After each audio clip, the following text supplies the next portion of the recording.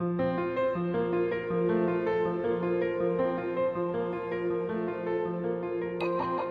is Inner Healing Paths podcast. Here we discuss the healing of the mind, body, soul, and spirit through a variety of different paths. We have emotional and spiritually minded conversations centering on ancestral healing, psychology, astrology, yoga, meditation, magic, and indigenous spiritual practices of the world. I am your host, Rosa Shetty, and I am so happy you are here. Welcome.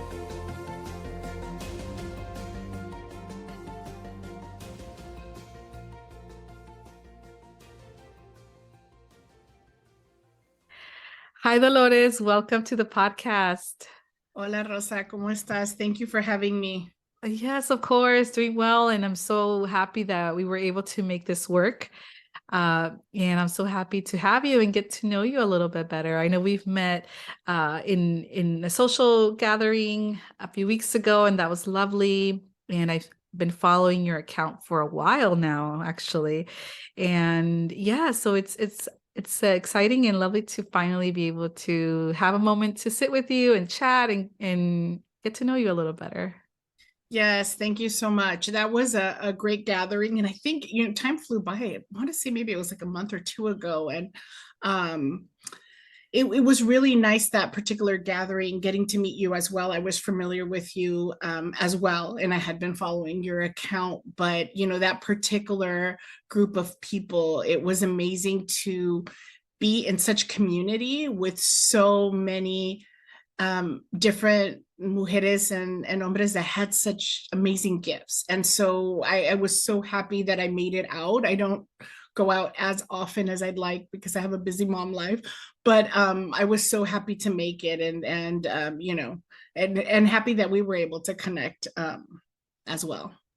Yeah, absolutely. And I was going through your Instagram as I was preparing for our interview, and I noticed that you worked with Sofia Mendoza Yes. from Mending Roots. Yes. I had some coaching with her, and I sent her a message recently, like, we need to reconnect. She's been amazing. I did some coaching with her because she's done a lot of publications and online things. And one of the things that I do have is I have an Etsy store. And the Etsy store doesn't have as much documents as I'd like. It's a work in process. It's a labor of love. But what it is, it's kind of like an overspill of any original documents, clinical documents in Spanish and English that I have created for specific topics. And it's really meant for any therapist, any parent, any teacher, any community member to be able to pick up and to dive into any particular topic. And this is something that I've been doing for a long time since I started my career. I actually started in social work or mental health at the age of 18.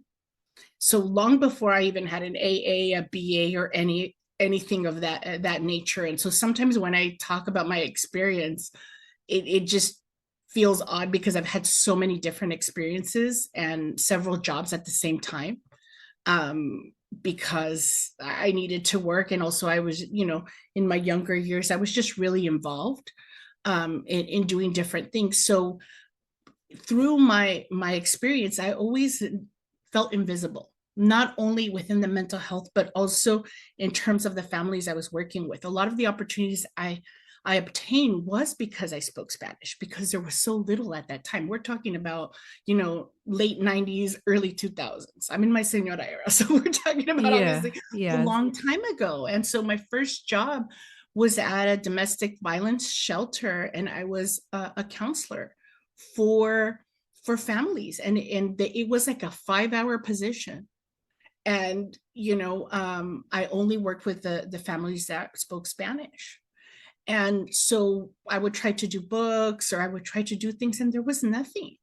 There was nothing at that time that I felt really reflected that experience, or that I felt was culturally like appropriate. Even though I was young, like I grew up in that community, I knew. So I really have always worked with my instinct and trusted my gut. So it was that too. So what I would do is honestly, I would get children's books that were in English and I would just ad lib, or I would show the pictures, or I would translate it to the best of my ability. Or I started making stuff myself. I was like, I have a computer, I can print and laminate or use clear tape, to make this durable. And so that's really when I started. I started thinking like if I don't have what I need, I'm going to create it with families, with kids. And so this work now 20 years later is actually, more formal and reflective of that. But a lot of it is just an overlay of stuff that I've done, in workshops with my own kids, with families over the years, in teaching. So it really felt natural to do that and to put it out into the community. But I also do specialize and do things specifically for things that are not on the website as well. So if like I do a training, then I'll do a workbook, and that is only for members that participate in that. Okay, love that. Yeah, so shout out to Sophia. Yes. Right, I'm gonna let her know that we talked about her in this episode. She's been on the podcast too, so it was lovely to see that you collaborated with her. I checked out your Etsy account and I realized that you have a lot of really cool printable things for therapists or for clients to work. So love that. And I always love when I see therapists being creative and in incorporating mental health in their creative process, because I feel that a lot of people go into different professions and they may have been a creative person, they may have been into art or music or poetry or anything like that, but as they go into a profession and they grow up and become adults, it's almost like they have to suppress that to be able to be professional and make a living and that kind of thing.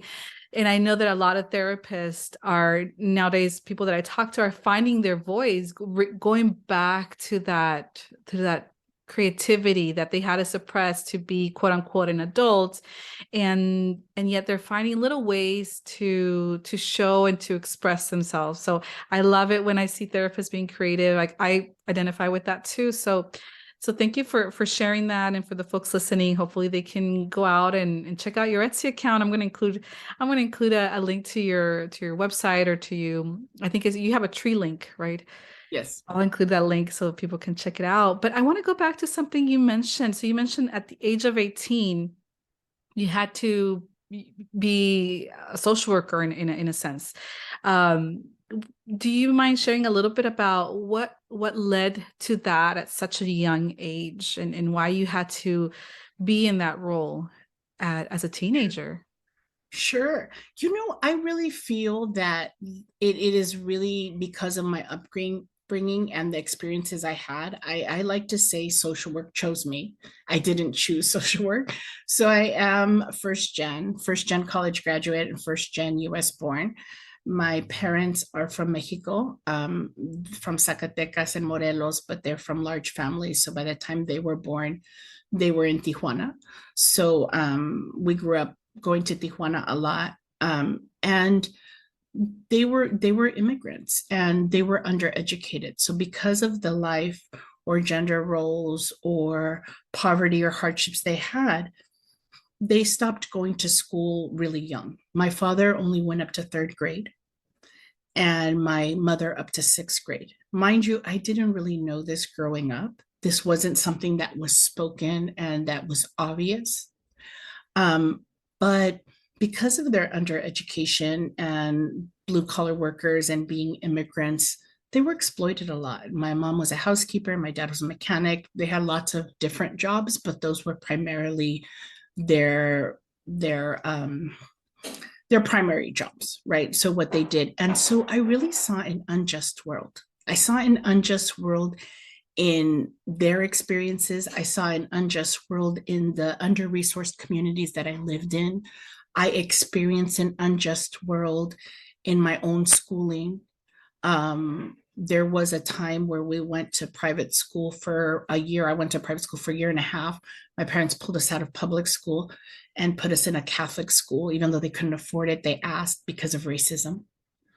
Um, and then obviously we couldn't afford it, so they pulled us out. We went back to public school. But at that time, my sister had, I have an older sister who had experienced something, at the school. My parents got really scared, so they pulled us out and they asked the church that we were part of if we could go to that school. I don't know really, so many secrets. We don't know really what happened, but we couldn't afford it. So we were there like a minute and then came back out.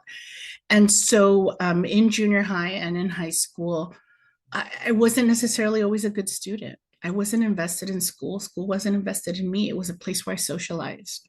And so I wasn't one of those kids that was college bound or even had a good GPA.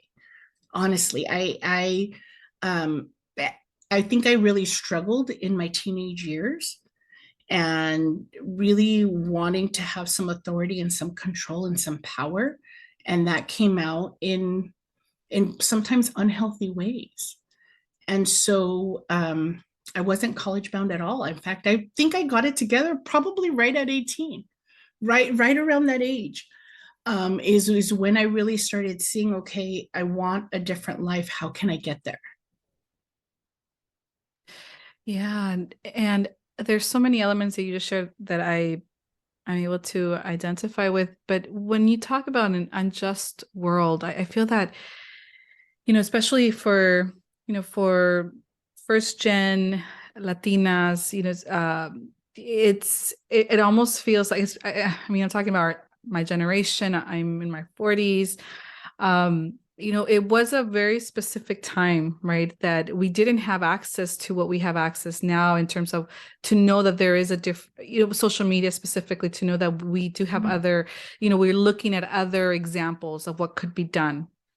So when you think of an unjust world, that's all we witnessed growing up, right? And on television, we didn't see our stories being represented, of course. So all we saw is what we had. And you mentioned I wasn't college bound. That is something that I feel so many Latino kids, even kids in my generation when I was in high school, I would say, I don't know, 80% of my class would have been considered that. If we had to be labeled, they would have labeled us as all, we're not college bound. How did that shape in a way the way you started your practicing with your clients, your career? How did that inform your work and what you did with your clients? When I just describe my younger self, because I did recently, when I was giving a plática, I described my younger self, specifically like my teenage self, as naive and fearless. And some of the fearlessness came from the naiveness. I had no idea, but I wanted to. And I was just trying to figure it out as I went. That's a great combination, though. I know. Naive and fearless. You can do so much with that, right? Because you don't know, so you just go for it. Exactly. That in my, I joke around and I say also, like, so much of my life era de panzazo.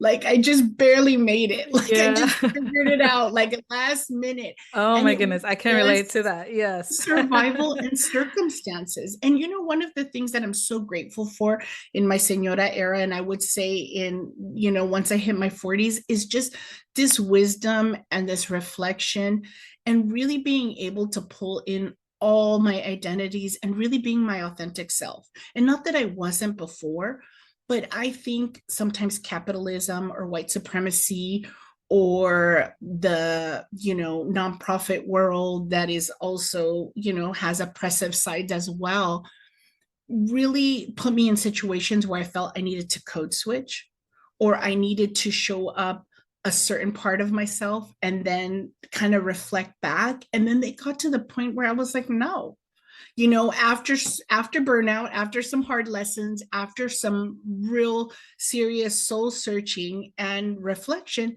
I sat there and said, no, this is who I am unapologetically. Take it or leave it. And this is how I'm showing up. and really calling out and recognizing that all those microaggressions and all those situations and everything that I was encountering was really white supremacy, and me standing in my power and being my authentic self was a threat to maybe those individuals who weren't used to seeing someone like me, be in that position, or my viewpoint, because I don't come from a Western viewpoint. I think I come from a collective society. I identify as Chicana, Mexicana, Americana, and Chicana Indigena. So, like, the way I practice and the way I navigate this world is that. And so, even the groups I ran were very different, organic in some senses, of very peer led, one particular job that I'm thinking about. And I remember at that time, even a supervisor who, I think was feeling threatened, asked, I need to see your curriculum. I need to see what's happening in this group. I need to I need to see, I'm going to have to walk in and observe your group. And I was thinking, what? Like, she's licensed, I'm licensed. Why are you coming in? I said, was there any complaints? Is there any grievances? Let's address it. What's happening? My group is very well attended. What's happening? And they're like, yeah, well, that's why it's your numbers are so much higher than everyone else's. So then that means I'm good. That means you should come in to observe to see what you can replicate. Yeah, exactly. Yeah. They were, the folks attending, they were connecting with that in a deeper way. And that's why they kept going. They felt seen, they felt validated. Mm-hmm. And that particular group that I'm talking about was for individuals who are considered high risk. So it was a teen youth mental health group, and we had a parent component and a child component. And we had kids driving from far coming in, instead of feeling this validation and this pride in having this group, I just felt harassed and like questioning myself and sitting there saying, like, what is happening? Yeah, and when would you say was that moment where that was it in maybe in that group, or is there a moment where you that almost like the veil lifted where you're like, this is that supremacist culture, this is that colonial, culture that I'm operating in? What was it that kind of lifted that veil for you? And how old were you when that happened? Oh man, I think it started happening slowly, but I think it was when I was in community, when I sought out individuals. So no matter what job I've always been in, I've always had people outside that job that were people that I would consult with, people that I trusted, people that were of the same value, had the same value system. And I even created a couple of informal consultation groups with colleagues, with comadres, with people that I went to grad school with, people that I think understood me. And I always felt like I needed to gain that support outside. And so through all of that, there was a combination, and through those conversations I'd be like, okay, yeah, it's not me, I'm not crazy, like that validation of that. Oh, okay. And also, Rosa, I do want to say, like, I'm so happy. I love working with these young individuals, these new social workers. But even if we think 10 years ago, like, white supremacy wasn't a word we said all the time. It wasn't named that way. It wasn't said. We talked about it, but I just felt like maybe COVID and after George Floyd and a lot of things, there's been a shift, and I've loved it. But before then, it just felt like it was more, we talked about it, but it wasn't so overt. And so I think it was a gradual process for me. But I think when I made the decision to actually leave the nonprofit world, I quit my job from one day to the other. I had always planned on quitting. I had always had like all these little side gigs. I had always done all the things that I loved. My passion projects were either free or based in community or small little contracts. I've always done contract work on my own since probably after grad school, but I always needed that big paycheck. I always needed that job that, really thinking, okay, where can I work? And at this particular job, the job I walked away from was a job that was very well sought out from different people. I was well making over maybe about $120,000, which, in our field is very underpaid. So that's a job that people wanted. And I was so happy to get it, but it was crushing my soul. It wasn't aligned with who I wanted to be. And I have a partner, so I have two incomes in my household, but I have twins. My twins are almost turning 11, so I'm a twin mama. So I have a family, and I'm a caregiver for my mom as well. My mom lives with me, so I had a lot of responsibility. But I always sat there and thought, like, okay, this isn't the end game for me. I want something different. But it really came to this point where I just said, I'm going to bet on myself. I cannot do this anymore. This is not aligned with me. This is not who I am. And I know, like, I had to just take such a big leap of faith. It was so hard to get there and say, you know what, I'm going to bet on myself. Vendo tamales if I have to. Honestly, even knowing that I have so much privilege, not that I don't respect that work, but I have other skills and I don't have to work as hard as my parents did. Yeah. But it Yeah. was just that resiliency and that fortaleza that I had to really tap into and say, like, I am going to do it. I'm going to do it one way or another. I'm not alone. And I literally quit. I just said, I already had, a small private practice. I started calling people. I started, like, it all aligned, but it aligned after. So I literally quit thinking, okay, all I have is a couple of clients. Let me fill that up. Mm-hmm. Thank you for sharing that, because I feel like so many people have that feeling of soul crushing, work environment, toxic work environment, white colonial, toxicity left and right. But yet, because of the fact that we need that money, right? We can't just leave or walk away from a job. So I really appreciate you sharing your story, and sharing how you lined up things, and like you've always kind of had things on the side, and when that time came when you've had enough, it sounds like something must have happened that you just like, I'm that's it, I'm done. You already had that foundation to go back to, like you said, you had started your private practice.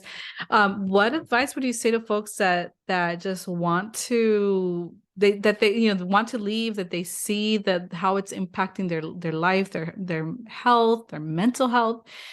What advice do you have for those, either therapists, social workers, or anybody really? It doesn't have to be in our field, but anybody that feels that their job is crushing their soul, making them sick, right? Because it could happen. You can physically get sick when you're in such a Yeah. toxic work environment.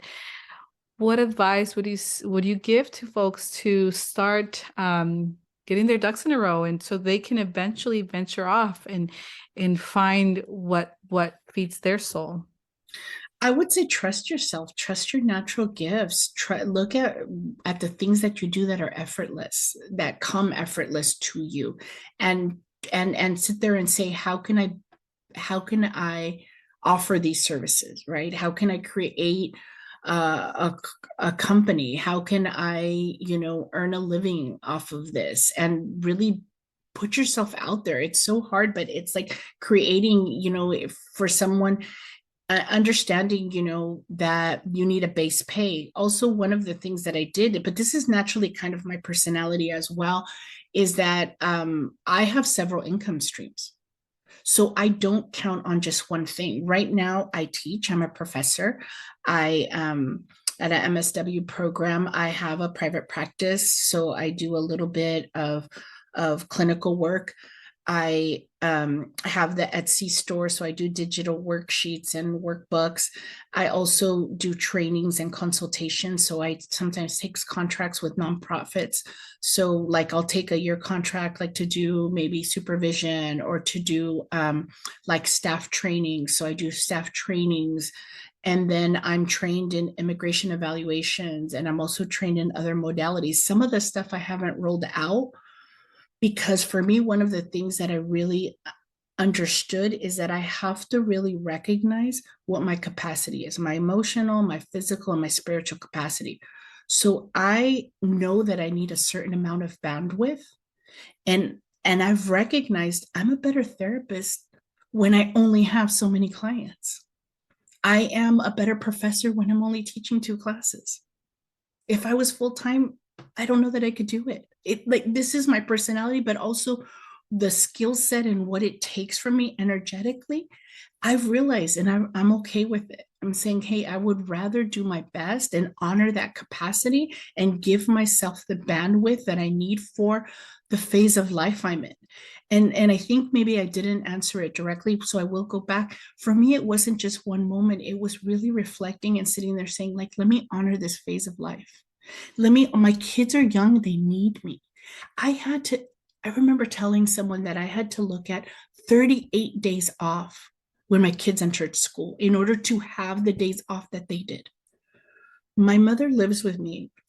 She has dementia, and barely now she's lived with me for 10 years, but barely now the dementia is progressing and it's a little bit more difficult. But back then she still needed me. She went to a senior center. I still did pick up and drop off. And my father has already passed away. My father passed away, I think, 18 years ago. So when I was really young, right when I graduated grad school. So I've already had a significant loss.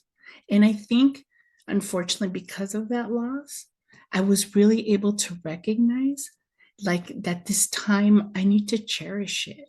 And if I honor this phase of life, that my family is going to be my priority and that my career is going to supplement it, then I won't have any regrets. La vida me ha dado golpes, and hay veces la muerte me ha enseñado a vivir. I've had so many losses, so many family members pass away, and I need to take those as lessons learned. My mom's memory now, she's been diagnosed for about 10 years. Her memory now isn't what it used to be. And so I sit there when I think of these things, and I sit there and I think of that being taken away and me no longer being able to have a daughter mother relationship, or she's not able to give me that recipe or that receta.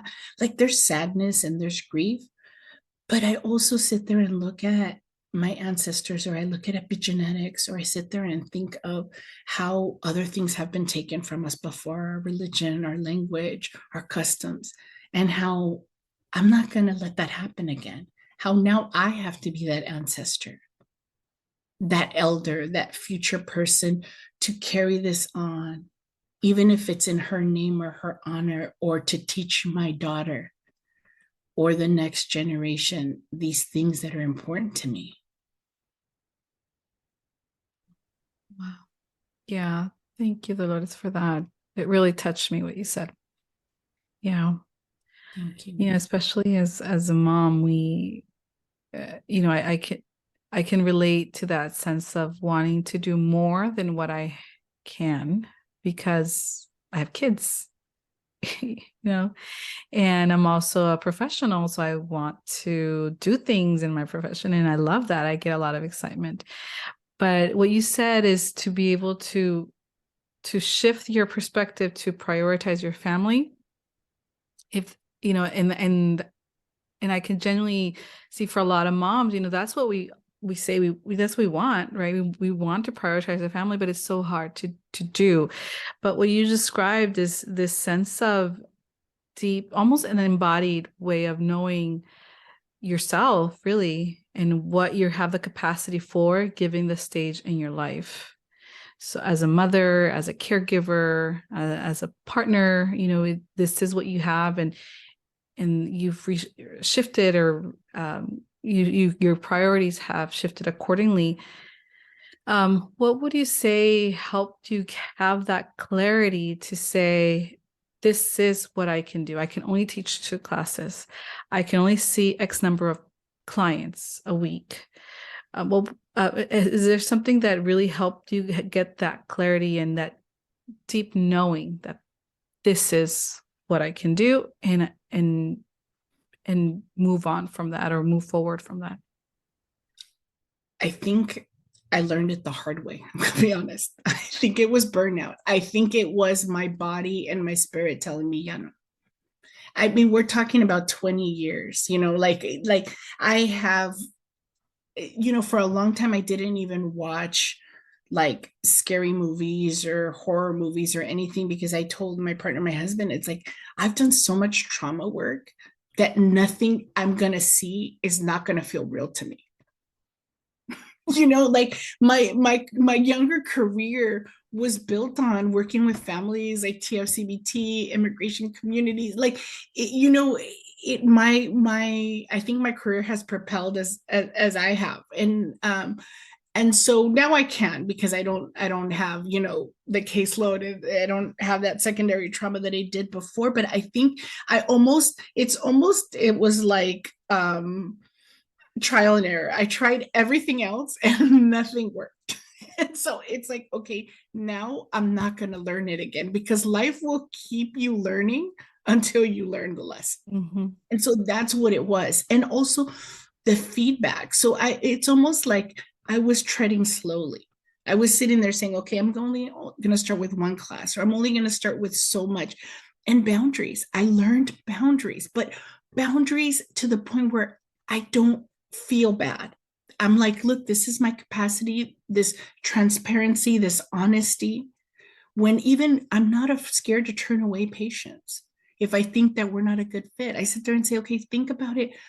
As I'm interviewing you, as I'm talking, think about if you feel I'm a good fit, not only of who I am and the experience I bring, but our schedules. Because I'm honest, look, I only offer appointments from this time to this time twice a week. If you cannot do this, then we can't work together. And I can help you find someone else.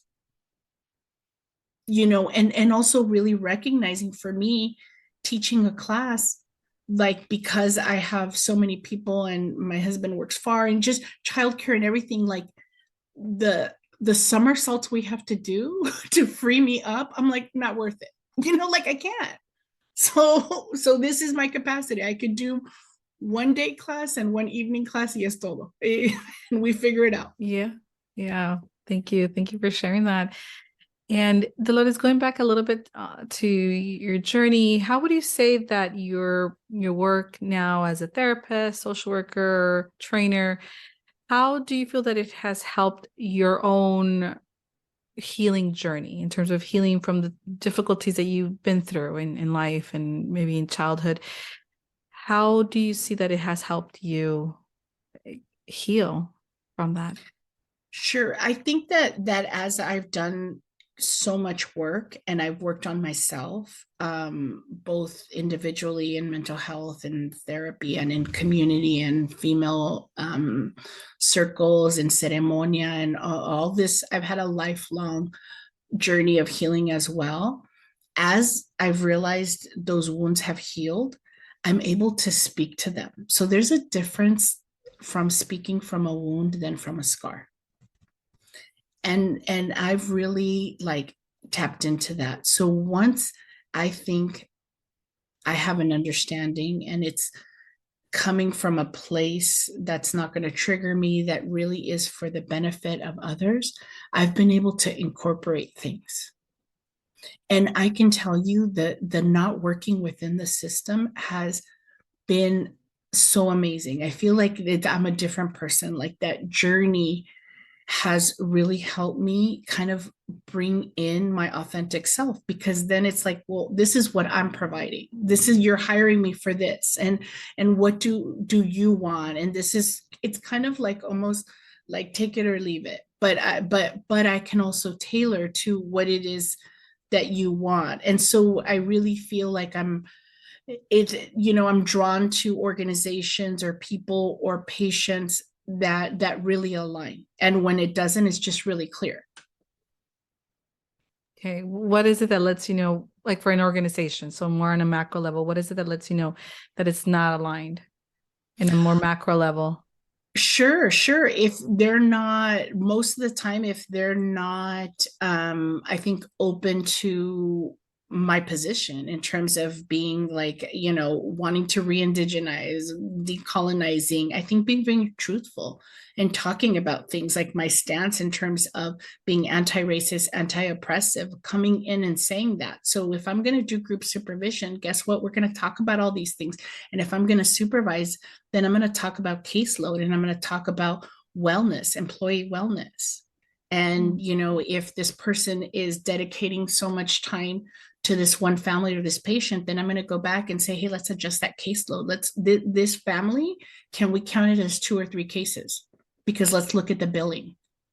So because I'm coming in as a contractor and not an employee, then it also gives me a positioning to push back gently, to help an organization shift. And some organizations aren't going to want that. And that's okay, but some do. And I also always encourage, and I sit there and say, how are you supporting your Spanish speaking clinicians? Do you know how many times I've translated documents? I've learned over time, right? I used to translate safety plans because I said, ethically, I do not feel comfortable giving this to a family when it's in a language they don't understand. So I'm going to take the time to translate it, to give them something that they understand, that they can follow. So I always, anytime I work with an organization, I say, hey, can I provide these service? How can we create this? How can we support it? And so, in that, sometimes we find really good matches, and I'm able to really fill in a gap that's there. Oh, thank you. Thank you for sharing that, because I feel that, we don't look at that, especially when we're talking about macro level connections or involvement in whatever capacity. We look at what they're paying, right? How much am I going to get? And we don't look at the elements that you mentioned and the alignment that it is with our own values. And does this organization align with what I believe in? Are they willing to meet me there and be okay with the work that I bring in from that lens? Mm-hmm. Yeah, thank you. And I know we're running out of time, but I want to touch on something that you shared when we weren't recording. And just because I know that this is a big element of your own journey and healing, I want to talk about copal. And you mentioned that you burn a little copal, today. And for the folks listening, can you share a little bit of what that sacred smoke means to you? And how has that sacred smoke, copal, or how has that been part of your journey as well? And how would you describe that? I know we're Sure. shifting gears completely, No, but it's okay. No, it's all I don't want to interrelated. forget that you No, mentioned, it's because all interrelated. it really stayed with me. Sure. So I burned some copal, and I really was trying to be very intentional, and I did it because copal in particular opens up the portal to our ancestors. And so I am so connected to my ancestors, and when I think of my ancestors, I think of those that I don't know, like my lineage of knowing that I come from a great civilization, even though I never knew them and I wasn't raised with those traditions. But I really have made an effort to re-indigenize myself and to become as familiar as I can with the traditions, the way of life. For me, it doesn't make sense um, to look at my life and not to recognize that huge part of it, and then to also recognize that I've been colonized and I'm the colonizer too, like that duality in everything. And I'm Mexicana and American, right? I wasn't, and that I speak Spanish, but before Spanish there was Nahuatl, and English, and probably my first language is probably Spanglish, in terms of, but really recognizing and calling all that in. And so when I think of that, I think of the past, but I also think of actual people that were in my life that left so early on. Both of my grandmas left when I was teenagers. So I wish they would have been around for me to learn all those lessons. And I have to go back and have a spiritual relationship with them because they're no longer here. And my tia, I have a tia Dolores that I was named after. She also died when I was like 20. And so this was so early on, even though I was older, but like I sit there and think of what would it look like to have that, or what would it look like to have my mom fully functioning, to be the abuelita that she can be, to be the mother that I remember. And so much of my loss, I get so much solace and so much power of recognizing that there's something bigger. and going back to that. And in fact, when I did burn, I was very clear and I said, I wanted to set an intention for today. And I'll share it. And I also wanted to honor my maternal lineage. And so, my intention for today was to honor my journey, to honor my lineage, to honor my work and the community I work in, to be a hollow bone and to be brave. And to sit there and say, you know what? No te rajes, like say whatever you need to say. It needs to come out, Love because that. sometimes when we share ourselves and we share Mm, parts of ourselves, like that can be weaponized against us yeah. depending on our identity and where we come from. Especially, I'm okay with it, and I say it in class as well, but like, that me not being college bound, me doing this and then being now a professor and being in academia, and we're talking about parents who aren't doctors and lawyers and all that. Some of these things, depending on the context, can be weaponized against you, but I embrace it. I love who I am, and I wouldn't be who I am, and I wouldn't be in this profession if I wasn't. Mm-hmm. And Oh, sorry, go ahead. and then just in terms of honoring, my lineage, even when I wrote it down, I noticed a pattern here of just names. So soy la nieta de Adela, la hija de Juanita, sobrina de Dolores, y mamá de Mia Adela. So I saw the names repeating itself. I was named after my aunt. My daughter's named after my grandmother. Mm, beautiful. Oh, wonderful. Ah, just had a moment there hearing you name your lineage and honor them. Even through this conversation, right? They were remembered today. That's beautiful. Thank you. Yeah. Yeah, thank you. And what does hollow bone mean to you? How would you describe that? You know what? I've heard that term a lot, and it just means to almost be a vessel,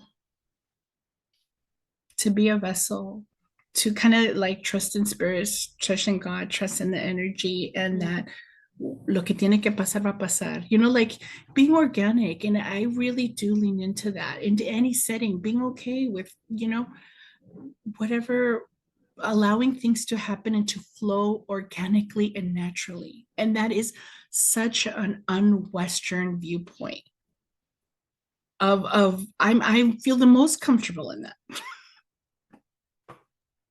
Yeah, it's almost the term that came to mind as you were describing that is to embody your own unique medicine, tu medicina. Yes. And I so grateful for the conversation that we were able to have, because I got a sense that you've been able to really come into terms with what is your medicina, and to embody that, to be able to share with others and your family, and to be there for everyone, and to be loving towards people that are around you, your mom, and even when there's a lot of grief embedded in all of that, but you're still able to embody that medicine and that love, and to nurture that. So I think it's beautiful. Thank you, Rosa. Yeah, Yeah. it's been a difficult journey, but I do feel um that it's getting easier, and the more that I have perspective and I recognize it, and I'm able to allow myself to feel that and to grieve and to be in ceremony and to process it, it's almost like a dual process, right? And that's why I give myself the capacity. Honestly, I have so many plans and so many dreams, and I want to do so much, and I feel like even though I'm doing so much, there's a part of me that's pausing it, that knows ahorita no es tiempo, like not right now. When my mom dies, when my kids are older, I'm going to have some time again, and I'm going to reclaim that time. And I joke with all my comadres, y te invito a ti, Rosa, we're going to travel the world. In about 10 years, there's going to be no stopping us. Oh, I love that. I love that. And yeah, yeah. And Dolores, where can people find you, for the folks that would love to get to know you a little bit better, get to know your work? How can they find you? I have a love-hate relationship with social media, but I am on there. I don't post as much as I should. That may change, but I am on Instagram as at Let's Weave Wisdom. And I have a link tree there as well. I do have a YouTube channel that will be airing. It's going to be a read aloud channel that's airing sometime in November. I really believe in bibliotherapy, and it kind of aligns with some of the books and works that I've done. So that's been a long time project. We're hoping to get it out in November as well. So, and that's at Let's Weave Wisdom as well. Wonderful. And I'll include some of those links, so folks can click on it directly and be taken there. Well, again, Dolores, I am so grateful for you sharing your wisdom with us today, and I look forward to having you back on our podcast another time and to continue our conversation. Thank you so much. I was humbled and honored to be on your podcast. Thank you so much, Rosa. Of course. I hope you enjoyed this episode. I hope that you found it healing and nourishing to your mind and soul. If there's a friend that you think would benefit from listening to this information, please share it. Share about our podcast. If you feel called to, please leave us a review, as this really, really helps boost our presence here in Apple Podcast, and it makes it easier for others to find us. To stay up to date on new episode releases and special events and projects that I'm working on, you can follow us on Instagram at Inner Healing Paths Podcast. And you can subscribe to my newsletter by going to my website, which is rosachetty.lcsw.com. And I will include this information and links in the show notes. Once again, thank you so much for listening, and I look forward to sharing with you again next time.